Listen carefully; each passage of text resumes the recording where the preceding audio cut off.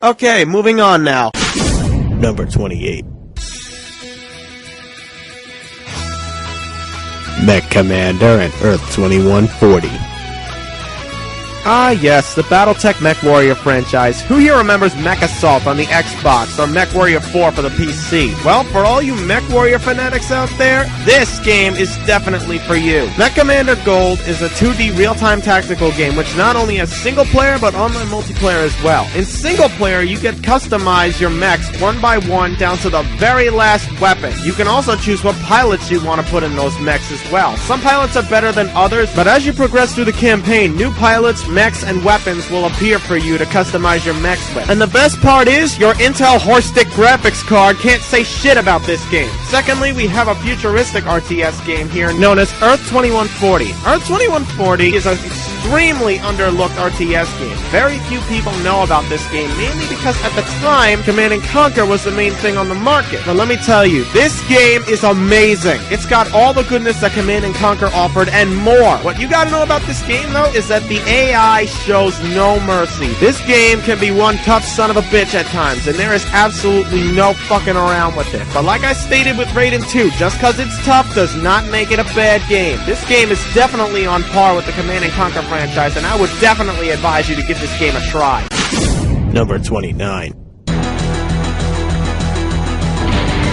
XCOM Classic Collection.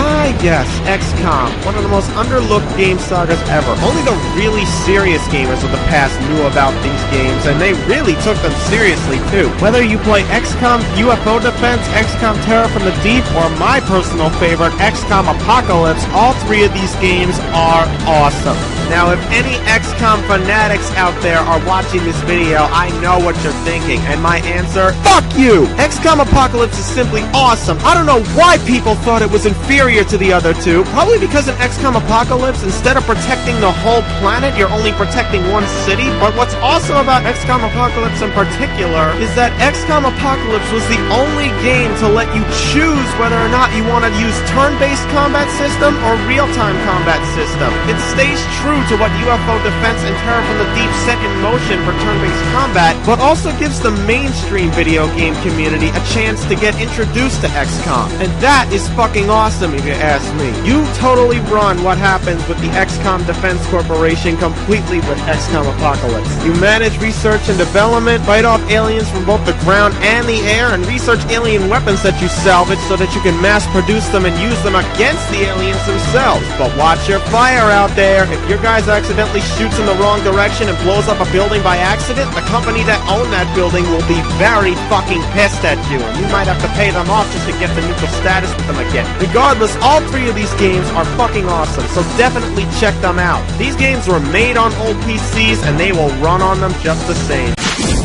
Number 30. Warlords Battlecry 3 and Fate of the Dragon. You RTS fanboys are probably enjoying this video the most, since the majority of the games I mentioned are RTS games. Well, I'm not quite done yet. Here we got Warlords Battlecry 3 and Fate of the Dragon. Two RTS games that are essentially very similar to each other, but each provide special features that make it shine. Fate of the Dragon is, once again, a bastard child of Age of Empires 2 and some parts of Shogun Total War, except instead of it being in Japan, it takes place in ancient China. What's extremely unique about this RTS game, though, has to be the map size. This game has not one but two mini-maps. The one on the left indicates your standard mini-map, as you'd expect, but the one on the right indicates the overland mini-map, showing off the entire landscape. The maps in this game are simply enormous. Realism is also taken into account this game because not only do you have to actually train your troops, not just mass produce them and blindly send them into battle, but you also have to make sure your troops have enough food and supplies for the journey they are take towards the combat zone. A fantastic showing of realistic large-scale RTS gaming. Secondly, we have Warlords Battlecry 3. This RTS game right here is in a fantasy time zone and has a hero system in play, similar to that of Warcraft 3, except unlike Warcraft 3, the one in here is actually much more polished. I would say this game is more of a real-time role-playing strategy game. That sounds like a good genre for it. And of course, as you'd expect, the gameplay for this game is fucking epic. Large-scale battles at its finest, Online is just like Fate of the Dragon, except unlike Fate of the Dragon, where realism is also a factor in play, this game pretty much plays how you'd expect an RTS game to play. But that doesn't mean it's bad in any way, hell no! These games are great for cock-knocking PCs of all kinds. Both these RTS games are simply fantastic, and I wish more people knew about them, because these games are so underlooked it's not even funny. Number 31. Dungeon Fighter Online. Here's a good one for you asshats that play Gapple Story to switch over to, since this game is actually good! Dungeon Fighter Online is an MMO beat-em-up that is, like Gapple Story, free to play. There are 6 different classes to choose from with this game. Slayer, Fighter, Gunner, Mage, Priest, and Thief. And each class has its own different weapons, combat style, and special abilities to take into account. You start off in a town every time you log onto a server. In these towns, NPCs sell items, buy things from players, give quests, fix equipments, and so on. The game's combat areas are usually dungeon crawling and fighting the occasional boss at the end. But what makes Dungeon Fighter Online far superior to that of Gapple Story is the fact that level grinding isn't bullshit and the combat system doesn't suck cock. In fact, the combat system in this game is fucking awesome. If you want a game to convert to in order to free your soul from the Satan of 2D MMOs known as Gapple Story, this game is the place to go. And if Gapple Story didn't kill your PC, this game won't either. Number 32. Captain Claw. Let's kill the music for this one, because I want you to hear what's going on with this game at the same time as hearing me. I declare this game the most overlooked side-scroller ever made. Captain Claw, also simply known as Claw, is a fantastic side-scroller that I simply loved playing in the past as a kid. And for a bunch of reasons. The control for this game is perfect and totally responsive, but this game is in fact very hard. But it's not the kind of hard that you call shenanigans over every 5 minutes. This game is 100% complete fair challenge. This game gives you checkpoints every 2 to 5 minutes each time you reach another pirate flag, and these checkpoints are everywhere. Not to mention, this game lets you know when there's gonna be something really tricky coming up. This'll be tough. So that you know to get ready. You play as the badass furry pirate himself, Captain Claw, and he's got a pretty decent variety of weapons to choose from. He can fight hand-to-hand or use his rapier sword for melee combat, and you can upgrade this sword with certain types, such as a fire sword, lightning sword, and frost sword. He's also equipped with a pistol for long-range attacks, and dynamite so that he could blow up really tough enemies without much challenge. He also has a magic attack called the Magic Claw, which is pretty much like a Hadouken from Street Fighter. It can kill multiple enemies that are lined up in a row with one blast, and makes killing hordes of enemies a lot easier. This badass cat is so tough, he can pick up enemies and throw them at other enemies. Holy shit. But what I found most amusing about this game had to be the voice acting. The voice acting in this game is downright fucking hilarious. I mean, just listen.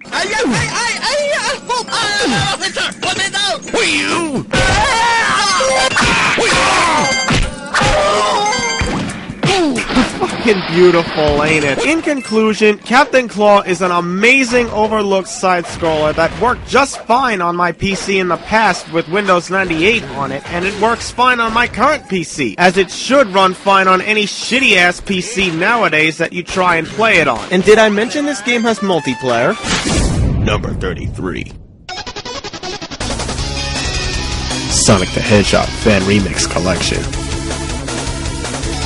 Let me tell you a little bit about the Sonic Cage Dome forums. These guys are what you call true Sonic fans. They're creating fan-made 2D Sonic games that are simply phenomenal. So many 2D Sonic games, so little time. So let's do a breeze-through of some of the ones that are out there right now. We got games such as Sonic Firestorm, Sonic the Mission, Sonic Henceforth, and many more. All of these games are beautiful 2D Sonic games, and I pray that these projects continue, since they're looking great so far. The two that got my attention the most, though, had to have been 1, Sonic Unleashed 2D, which looks absolutely fucking amazing, and is what Sonic Unleashed should have been in the frickin' first place. Not saying Sonic Unleashed was bad completely. Sonic Unleashed was good on the PS2 and Wii, but sucked ass on the 360 and PS3. Avoid those two at all costs, but PS2 and Wii are good. Anyway, this game pretty much makes Sonic Unleashed perfect, turning it into a 2D classic side-scrolling Sonic style. And the Werehog isn't bullshit for once, as you can still side-scroll with the the Werehog, and the combat in this game with him is actually really fun, as opposed to the 3D version where it just rips off God of War's combat. Secondly, I also love Super Sonic Knockout. This game is pretty much Sonic Super Smash Bros., similar to how Super Mario World works, but the only difference here is that the combat system is way better and more complex, and not to mention faster paced. Each player has a life bar, as you'd imagine, and you fight multiple different characters from different Sonic games, and each character has a unique Chaos attack, which is pretty much like a Final Smash, if you will. Chaos attacks, when activated, you go into a cutscene mode where you see your character do a really flashy attack. This attack, as you'd imagine, does a shitload of damage to the player you inflict it on, and is a very good way of killing a player off. But you still have to get your Chaos meter to full before you can use a Chaos attack, though. But the thing that broke my heart the most when I found out about this was that Sonic Adventure Remix had actually been cancelled. Oh my god, come on! Why? That game looks so fucking awesome! Well, at least there's a beta out of it, but still, the fact of the matter is, that game could have been a masterpiece. Why cancel it? Whatever the case, these Sonic games are all fucking awesome, and I advise you to definitely go to the Sonic Cage forums to check all of them out. Your PC will be happy with it, and so will you. Number 34. Roller Coaster Tycoon 2 and SimCity 3000 Unlimited.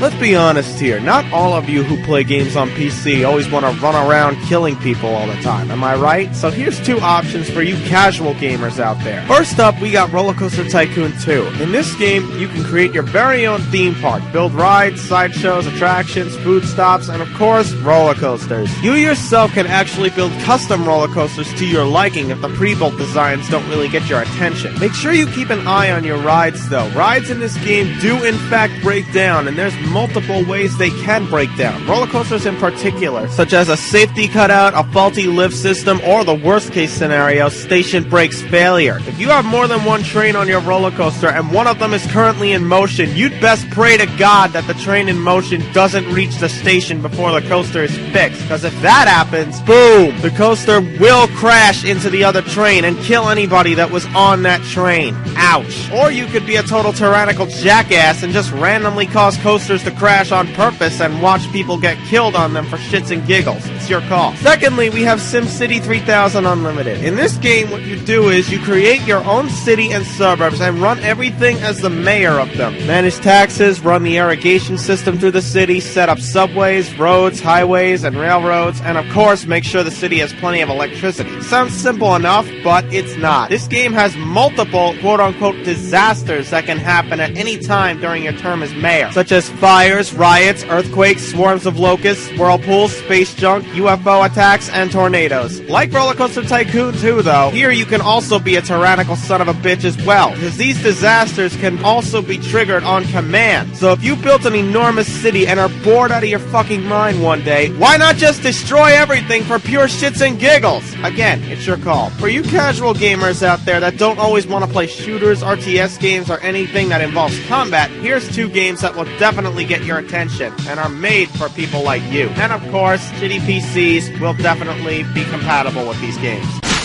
Number 35. Hero Fighter. This game actually came out recently and is getting better and better with every update released. Hero Fighter is pretty much a modern-day version of Little Fighter 2, but unfortunately from what it looks like, it doesn't seem like this game is very moddable, or at least not yet, hopefully. The graphics are much more higher definition and detailed, and the gameplay is much more smoother and fluent than that of Little Fighter 2. The core gameplay, however, is pretty much exactly the same as Little Fighter 2, so if you played that game, you'll fit in right at home in here. The game by default has 5 characters to play as, and like Little Fighter 2, does have online play. So if you're a fan of Little Fighter 2, check this game out and keep an eye on it. This game seems to be heading in the right direction with each and every update. Okay, for the last part, I'm going to be talking a lot about these games that are coming up, so I'm going to call this one early. So, click the easy button and we'll move on.